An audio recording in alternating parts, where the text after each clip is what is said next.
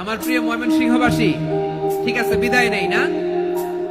বিদায় বিদায় নিব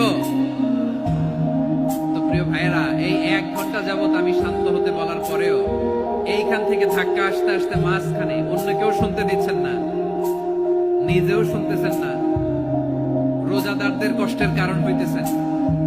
কি হইল তাইলে বলেন বলেন?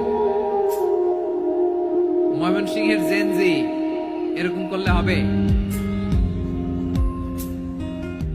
এটা তো জানি আমরা, লোক হয়ে গেছে বেশি, ধারণ ক্ষমতার চেয়ে লোক বেশি।